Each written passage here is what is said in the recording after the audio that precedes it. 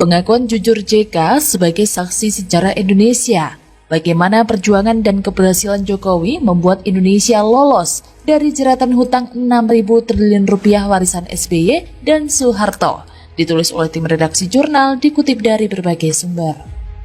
Jokowi menerima warisan hutang ribuan triliun rupiah. Catat ya, ada yang jatuh tempo, harus dibayar secepatnya. Ada yang cicilannya masih panjang sampai ke bulan. Yang ada di pikiran Jokowi waktu itu ketika menerima warisan hutang bukan seberapa besar hutangnya, tetapi bagaimana cara membayar hutangnya.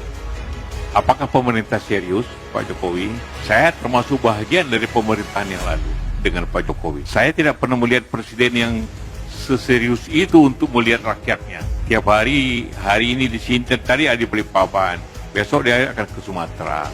Jadi kalau artian bagaimana menyapa rakyat secara langsung, yang paling serius ini beliau. Waktu Pak Harto 30 tahun bangun banyak sekali, nggak ada pembukuannya. Jadi waktu kemudian terjadi krisis, kemudian kita punya undang-undang keuangan negara dan perbendaharaan negara, kita baru mulai membangun neraca keuangan. Orang harus paham nih, agar tidak selalu menyalahkan pemerintah ini kok diem aja gitu. Kok BLBI dibiarkan berjalan sampai begitu lama 20 tahun. Saya bilang Pak Jokowi baru jadi presiden 6 tahun, saya baru jadi menteri 1 tahun. Kalau 20 tahun berarti 16 tahun sebelumnya itu bukan urusan kita. Kita justru diwarisi limbah. Sampaikan aja bahwa di Perpres 72 itu waktu anggaran APBN 2020 dengan estimasi defisit sekian, itu pembiayaannya adalah dari SBN, dari pinjaman, ada yang bilateral, ada yang multilateral. Jadi kalau waktu kita sedang menjalankan Perpres, jangan kemudian muncul reaksi-reaksi seolah-olah kita kayak orang yang belum punya rencana gitu loh, Pak. Berasal dari tweet Twitter, Toto Kartaraharja, @Kartaraharja, akhirnya mengaku juga. Teman-teman bacalah pengakuan seorang JK tersebut sebagai saksi sejarah Indonesia. Pengakuan jujur JK terhadap keberhasilan Joko Widodo dalam mengelola negara, sehingga Indonesia perlahan lolos dari beban hutang peninggalan SBY dan Soeharto, yang telah membuat Indonesia harus menanggung hutang hingga 6.000 triliun rupiah dengan dalih subsidi yang hanya memperkaya dirinya sendiri dan konco-konconya. Silakan membaca tulisan berikut sampai selesai, agar kita paham mengapa kini Indonesia perlahan menjadi negara hebat di Asia dalam kurun waktu yang tidak terlalu lama di era Joko Widodo. Perjuangan moral Jokowi bagi Indonesia. Wakil Presiden Republik Indonesia Yusuf Kala dalam sambutannya di acara Simposium Ekonomi di MPR RI Senayan mengatakan bahwa ada 2 kebijakan keliru yang dilakukan pemerintah era Soeharto dan SBY sehingga menghabiskan anggaran 6.000 triliun rupiah. Kebijakan itu menjadi salah satu penyebab ketertinggalan Indonesia dari negara-negara tetangga. Satu kebijakan era Soeharto dan satu lagi era SBY. Selama 32 tahun Soeharto berkuasa, tidak ada riak yang berarti untuk menghentikannya. Saat Soeharto jatuh, tatkala fundamental ekonomi yang disimpan rapat bertahun-tahun terbuka lebar oleh aksi George Soros terkuak. Nyatanya berpuluh tahun kita menyimpan data busuk dan kebohongan. Tidak ada kekuatan ekonomi secara nyata. Tidak ada. Soeharto tidak punya rencana hebat untuk membuat Indonesia hebat dalam sektor ekonomi, kecuali hanya menggali lubang sedalam-dalamnya melalui hutang tanpa rencana real untuk mengubah Indonesia menjadi lebih baik. Dari jumlah hutang yang digali Soeharto, hanya 30% yang digunakan untuk membangun Indonesia. Selebihnya habis dikorup oleh mereka yang menumpangnya menjadi penguasa selama 32 tahun.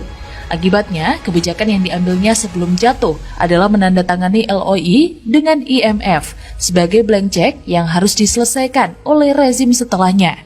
Beban masalah yang ditinggalkan Soeharto kalau dikurskan sekarang dan ditambah dengan bunga obligasi rekap mencapai 3.000 triliun rupiah. Era Habibie, Gus Dur, dan Megawati merupakan era tersulit bagi kita untuk berdamai dengan kenyataan. Indonesia dinyatakan sebagai negara insolven. Secara financial resource tertutup, pemasukan lebih kecil daripada pengeluaran, kehidupan politik tidak jelas. 6 tahun proses transisi dari legislasi era Soeharto ke era reformasi, seakan waktu terpanjang dalam sejarah. Selama itu tidak ada pembangunan real, negara stuck. Namun akhirnya Indonesia bisa keluar dari proses transisi itu dengan terpilihnya SBY sebagai presiden secara demokrasi langsung. Harapan dipanggut dan masa depan disongsong dengan ceria. Tapi apa yang terjadi? Selama 10 tahun SBY berkuasa untuk mempertahankan kekuasaannya, dia membakar uang sebesar 3.000 triliun rupiah untuk subsidi. Periode tahun 2004 hingga 2014, subsidi energi rata-rata memiliki porsi sebesar 21% dari APBN dan mengalami porsi terbesar pada tahun 2008 yang mencapai 28%. Di dalam subsidi energi, alokasi subsidi BBM adalah yang terbesar dengan mencaplok 80% dari seluruh subsidi energi dan menciptakan mega skandal dengan korupsi tak terbilang jumlahnya.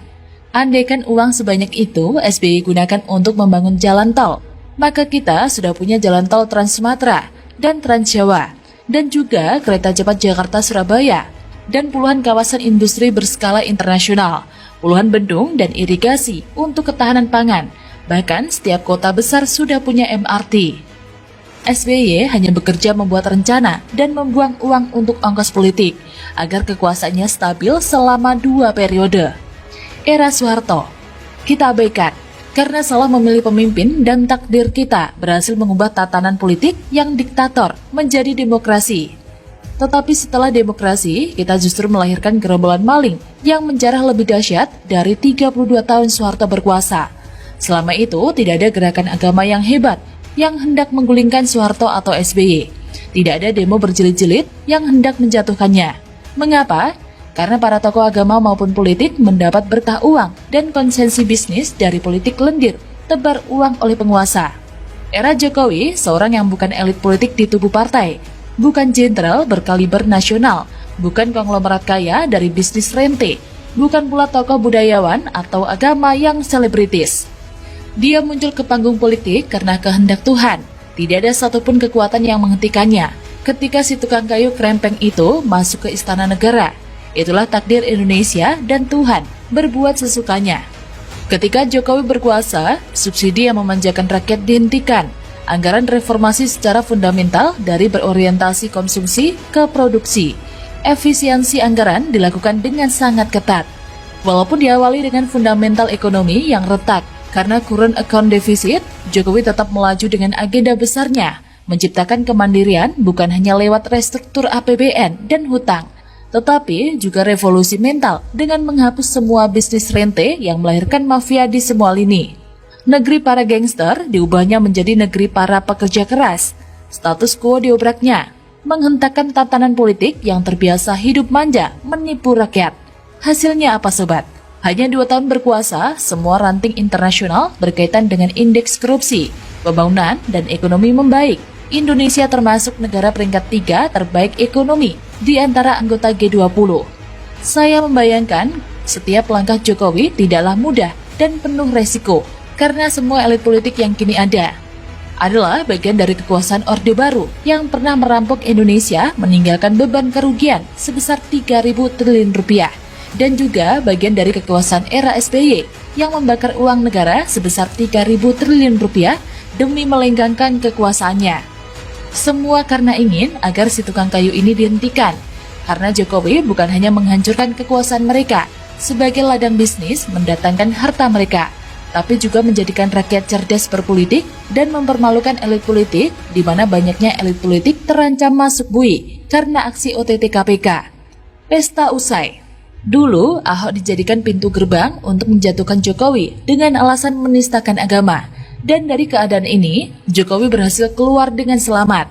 Kini, Perpu pembubaran ormas radikal dijadikan alasan untuk menjatuhkannya karena dibilang anti-demokrasi dan anti-Islam. Padahal tidak ada dalam Perpu itu yang menyebut Islam atau ormas tertentu.